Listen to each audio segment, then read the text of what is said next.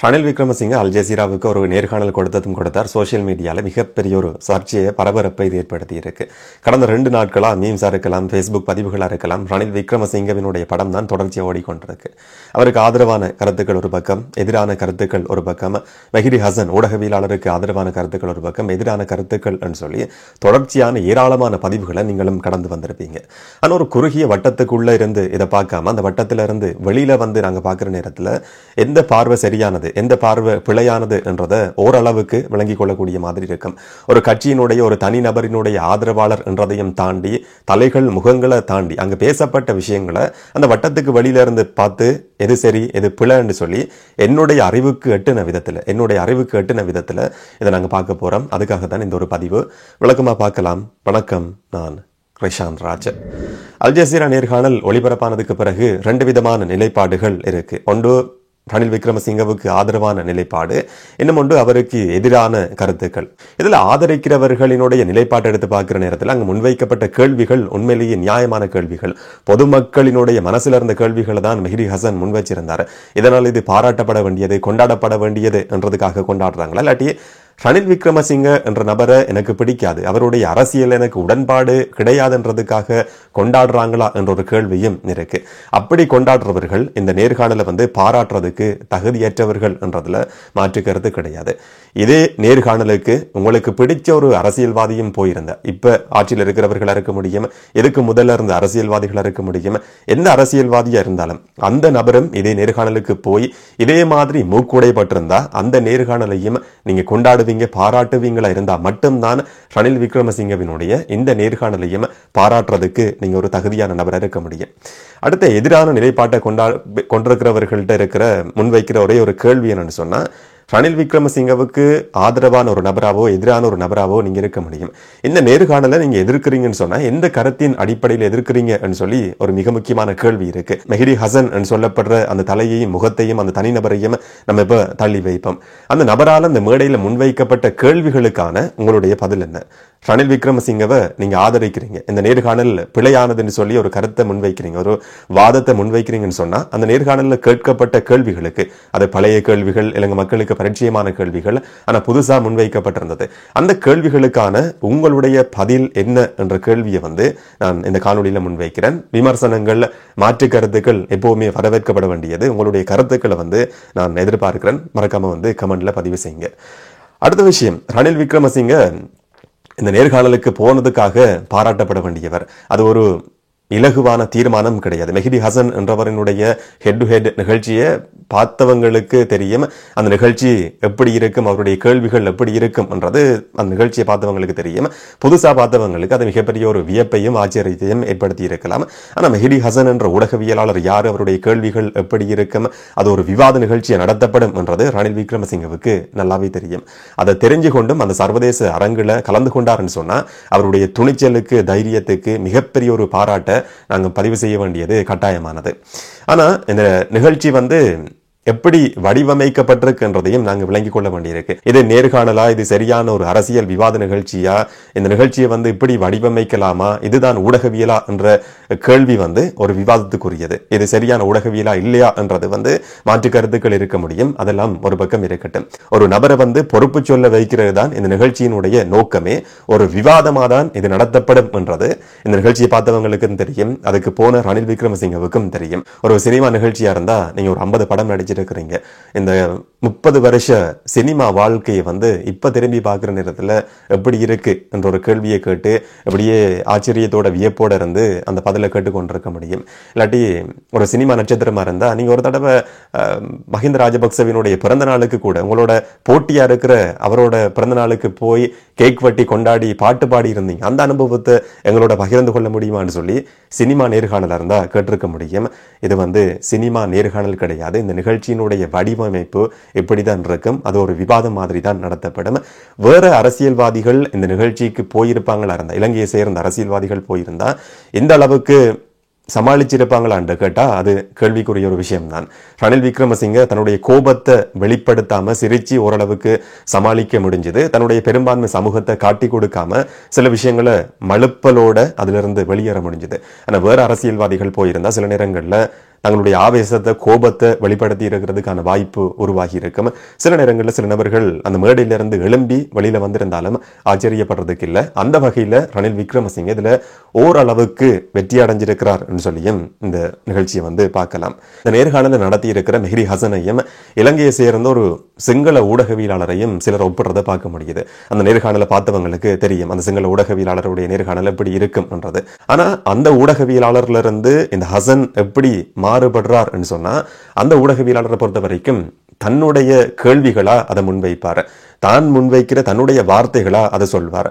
ஆனா மெஹ்ரி ஹசனுடைய இந்த head to head நிகழ்ச்சி எங்க வித்தியாசப்படுது வேறுபடுதுன்னு சொன்னா, நீதிமன்ற அறிக்கைகள், விசாரணை ஆணைக்குழுக்களினுடைய அறிக்கைகள், சர்வதேச அமைப்புகள், ஐரோப்பிய ஒன்றியம், ஐக்கிய நாடுகள் மனித உரிமைகள் பேரவை, சர்வதேச மன்னிப்பு சபை, இந்த மாதிரியான அமைப்புகளினுடைய இந்த அறிக்கையில இந்த பக்கத்துல இந்த வசனம் இப்படி சொல்லப்பட்டிருக்குன்னு சொல்லி திரும்ப திரும்ப கேள்வி கேட்கும் போது அதுக்கான ஒரு பதில் இல்லாட்டி இந்த மாதிரி தான் சில நபர்கள் அந்த நேர்காணலில் கலந்து கொள்றவர்கள் குழப்பம் அடைவாங்க, பதற்றம் அடைவாங்க, சிரிச்சு சமாளிக்கிறதுக்கு முயற்சி எடுப்பாங்க.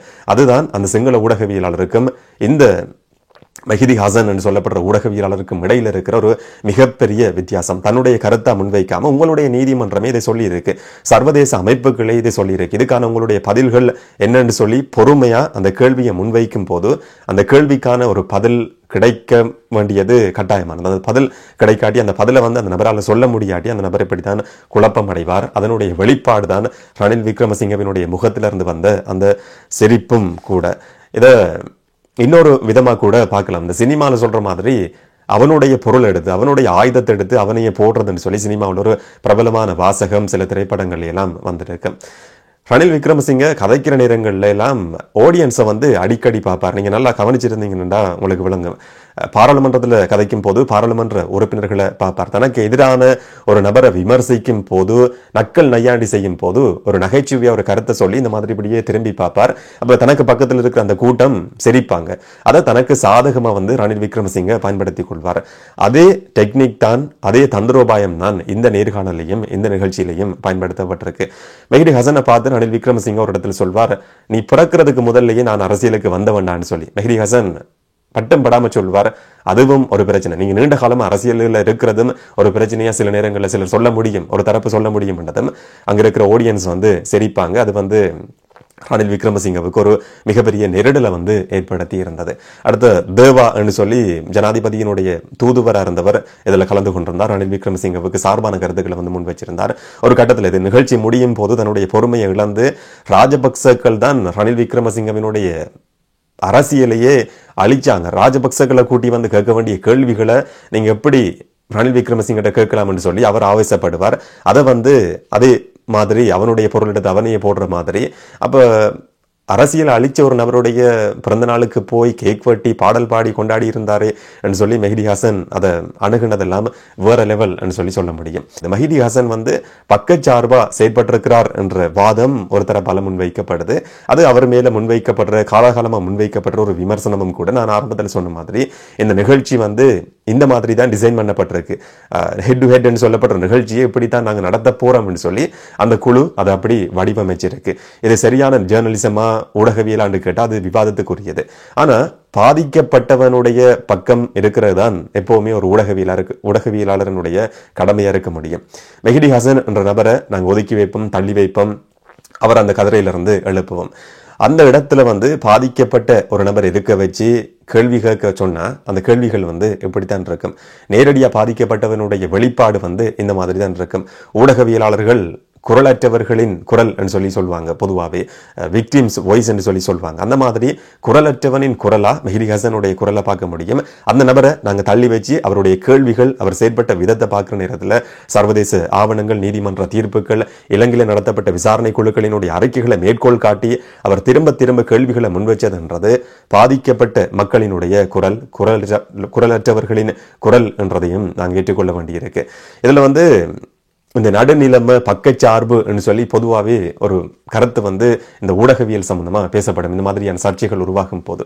ஆனா இதை நாங்கள் எப்படி பார்க்கலாம்னு சொன்னா, நடுநிலைமை பக்கச்சார்பு இல்லாமல் இருக்கிறது என்றது ஒரு விஷயத்தை நாங்க பார்க்குற நேரத்தில், இப்போ நான் ஒரு கண்டென்ட்டுக்கு நான் என்ன சொல்லலை, பொதுவாக ஊடகவியல் இருக்கிற நபர்கள் ஒரு விஷயத்தை தேடுறாங்கன்னு சொன்னா தேடும் போது மட்டும்தான் அந்த நடுநிலைமை இருக்கணுமே தவிர தேடி விஷயத்தை கண்டுபிடிச்சு ஒரு தகவலை பொதுமக்களுக்கு சொல்லும் போது நடுநிலைமையா பக்கச்சார்பு இல்லாம சொல்லணும்னு சொல்லி எதிர்பார்க்க முடியாது. இப்போ ஒரு சிறுமி கற்பழிக்கப்படுறான்னு சொல்லி வச்சுக்கொள்வோம். சிறுமியை கற்பழிச்ச ஒரு குற்றவாளிக்கு நாங்க ஆதரவு கொடுக்க முடியாது, அந்த குற்றவாளியினுடைய நண்பனை நாங்க ஆதரிக்க முடியாது. இப்ப இந்த இடத்துல கற்பழிக்கப்பட்டிருக்கிறது இலங்கை என்ற ஒரு நாடு, அந்த குற்றவாளி ராஜபக்ச என்ற ஒரு தரப்பு. இதை நான் சொல்லல, இலங்கையினுடைய நீதிமன்றம் சொல்லியிருக்கு. இலங்கையினுடைய பொருளாதார சீரழிவுக்கு பொறுப்பு சொல்ல வேண்டியவர்கள் ராஜபக்ச குடும்பத்தை சேர்ந்தவர்கள் என்று மஹிந்த ராஜபக்சவினுடைய பேரும் இருக்கு, கோட்டாபய ராஜபக்சவினுடைய பேரும் இருக்கு. அப்ப இந்த இடத்துல கற்பழிச்ச நபர்கள் ராஜபக்ச தரப்பை சேர்ந்தவர்கள். அவருக்கு அந்த குடும்பத்துக்கு ஆதரவா இருக்கிற நபர் ரணில் விக்ரமசிங்க. உன்னுடைய நண்பன் யார் என்று சொல், நீ யார் என்று சொல்கிறேன் என்று சொல்லப்பட்ட ஒரு பிரபலமான வாசகம் இருக்கு. இந்த நிகழ்ச்சி நடத்தப்பட்ட விதம், கேட்கப்பட்ட கேள்விகள் இதெல்லாம் ஒரு பக்கம் இருந்தாலும் இந்த மாதிரி பாதிக்கப்பட்ட சமூகத்தினுடைய பார்வையில ராஜபக்சர்களுக்கு சார்பான அழிவுக்கு காரணமான ஒரு நபருடைய நண்பனா ஒருவர் தொடர்ச்சியா இருக்கும் போது அந்த நண்பன்கிட்ட இந்த மாதிரியான கேள்விகளை தான் தொடர்ச்சியா முன்வைக்க வேண்டி இருக்கு. அதுதான் இந்த நிகழ்ச்சியிலையும் நடந்திருக்கு. கடைசியில பார்க்க போனா இதுவரைக்கும் ஃபுல்டோஸுக்கு 6 அடிச்ச ரணில் விக்ரமசிங்க கடைசியில யோக்கர்ல போல்டா இருக்கிறார். அவருக்கு மைதானமும் சார்பா இல்லை, அங்கிருந்த ஆடியன்ஸும் சார்பா இல்லைன்றதும் அதுக்கான ஒரு காரணம். அவருடைய உடல் மொழி அந்த நெருடத்துல வெளிப்படுத்தி இருந்தது. கடைசி வரைக்கும் என்னை விடுடா, எப்படா நான் எழும்பி போவன் என்ற மாதிரி தான் ரணில் விக்ரமசிங்கவினுடைய உடல் மொழி இருந்தது. இது அவருடைய அரசியல் வாழ்க்கையில, ராஜதந்திர வாழ்க்கையில அவர் எதிர்கொண்ட ஒரு மிக மோசமான தோல்வி, ராஜதந்திர தோல்வி. அவரால் சமாளிக்க முடியாம போன ஒரு நேர்காணல் சொல்ல முடியும். அவருடைய மொழியிலேயே சொல்றதா இருந்தா, ஃபெராரி லைசன்ஸ் வச்சிருக்கிற ஒரு நபர், ஒரு பொடியன்ட்டு அவர் அந்த மாதிரி தான் பார்லிமெண்டத்தில் கதைக்கும் போது சொல்வார், நீ எல்லாம் நீ பிறக்கிறதுக்கு முதல்லையே நான் அரசியல் செய்யறேன்டான்னு சொல்லி அடிக்கடி சொல்வார். நீ எல்லாம் சின்ன பொடியன்டான்னு சொல்லியும் சொல்வார். ஒரு இளம் ஊடகவியலாளர்கிட்ட ஃபெராரி லைசன்ஸ் வச்சிருக்கிற ராஜதந்திரி ரணில் விக்ரமசிங்க என்ற சொல்லப்படுற ஒரு மிகப்பெரிய ஆளுமையா கொண்டாடப்பட்டவர் தோற்று போயிருக்கிறார் என்றதான் இந்த நேர்காணல் வெளிப்படுத்தி இருக்கு. பொதுவா இந்த மாதிரியான தோல்விகளை இலங்கையினுடைய அரசியல்வாதிகள் சமாளிக்கிறதுக்கு எடுக்கிற ஒரே ஒரு கடைசி ஆயுதம் தான் இனவாதம் என்றது. இந்த நேர்காணல் ஒளிபரப்பானதுக்கு பிறகு ரணில் விக்ரமசிங்க அந்த ஆயுதத்தை கையில் எடுத்திருக்கிறார்.